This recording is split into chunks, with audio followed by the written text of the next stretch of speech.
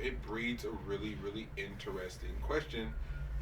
My only thing is on some accountability shit. Like, I just I just don't want to be anywhere near those those over liberal pandering ass rooms. I don't want to be nowhere near it.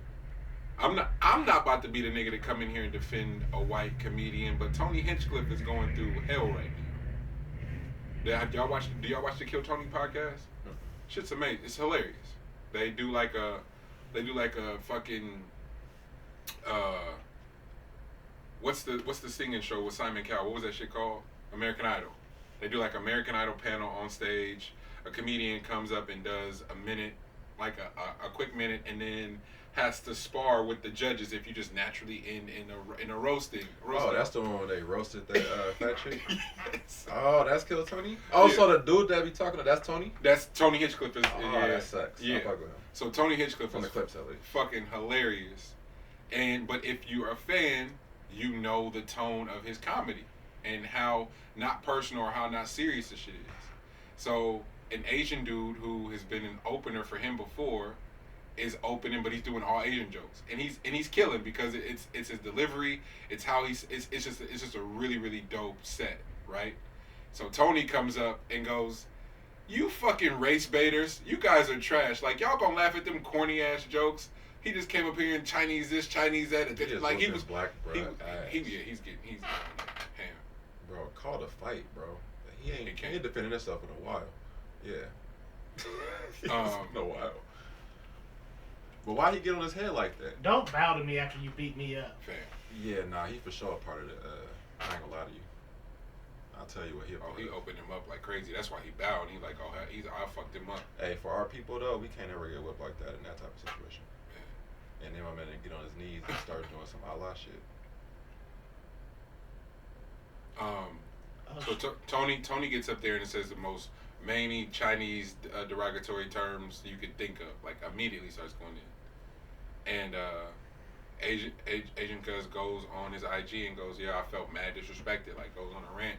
And so now there's a divide of people trying to defend Tony, and it's like, yo, this is the problem. White comedians can come up here and say anything, and it's like, but even the self-deprecating white comedian is like fuck, I can't even do that, because even that's a form of privilege too, to go up there and just be hella self-deprecating. Like, so what the fuck y'all want from me? Is what.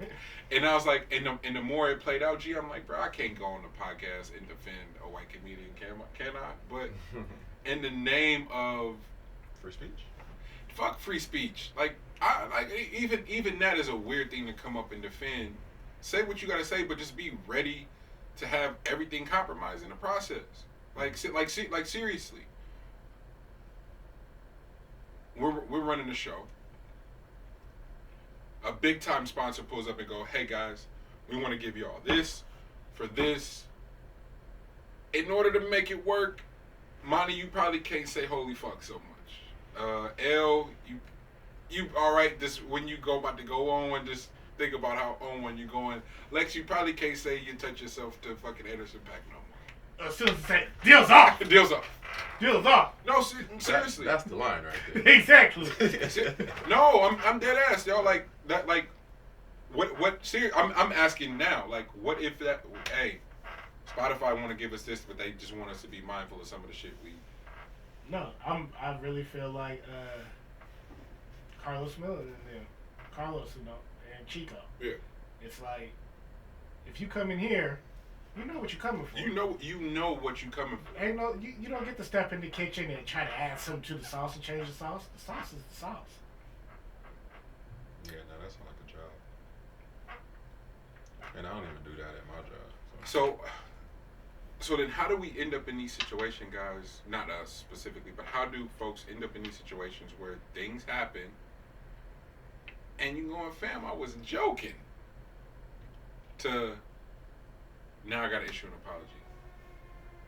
Kevin Hart going, I'm not apologizing, I'm not going to host, and then go on a whole apology tour because the business was in jeopardy. I can't be like, "Kev, don't apologize." Like, how much of his business was really at stake because of folks he has dealings with having to be aligned with certain things and going, yo, Kev, I know you, it don't really matter. Like, publicly, you gotta apologize, though. Yeah, I mean, his number two, like his right hand executives is like women that are within that group. Yeah. So that nigga has some real battles that he was trying to hold. He's trying to hold key to, but you know, once you're operating at that frequency, Yep. there is no way to not not exactly bow, but be in tune with how many mouths you're feeding. Do you guys kind of think that that's the reason, another reason to why Eddie might have took a step back? That's exactly why Eddie took it. Because after listening to him on Kevin Hart, Eddie can't help but be Eddie. What I say last night, like finding out Eddie Murphy is a real nigga at the end of the day, it's like, God. I mean, it's cool to be in the space where you don't have to. You know what I mean? Like, Eddie doesn't have to do a thing. You know what I mean? Like, Eddie doesn't have to go outside his house. Everybody comes there. Bro, he doesn't have to do a thing. Arsenio said, "Hey, Eddie, you should do the one in the parking lot." He said, Nigga, you should do. That dude look like. Nigga, ask yourself if I would do some shit like that. I said, "Oh, Eddie's the funniest thing, bro. That is the most dismissive shit ever." No, that part when he was like, "Nah, Kevin, you should just ask Arsenio what I should be doing." That nigga know everything. But where else could you get that version of Eddie Murphy at? Name another platform. Maybe 85 South. But they don't have a relationship with Eddie the way that Kevin does. So Kev was also got to walk something, not exactly walk it back, but also just got to give Kev his flowers on this part, because I've listened to every single one on there now. Yeah. And got to give him his prize for Kev is fully aware of everything. And it's hard to not be aware. It's hard to not be aware of everything, of course, but he's actually like there's so much respect within that craft, and you can know how important somebody actually is to any craft by how everybody else speaks to that person. Like, everybody, like, there's not one comedian that's going on there, and there's big ones on there, that the first thing they talk about is Kev's work ethic. There is nobody that's working harder than that individual. So, and then also him talking about moving over, like, the corporate side, damn near touching the stardom side. So when those are wet and wet, eventually stardom fizzles.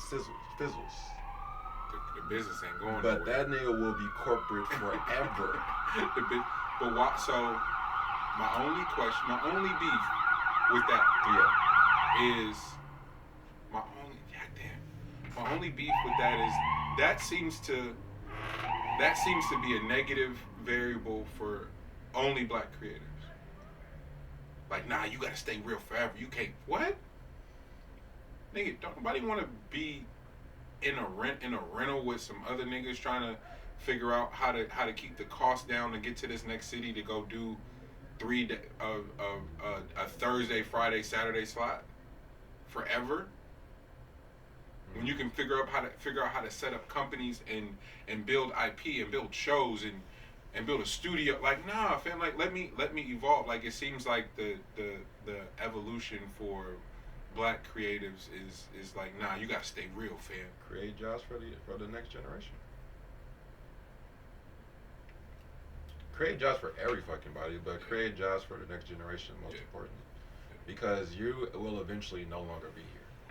But will your machine continue to be here? Will it continue to be here and continue to run? Are your systems in order?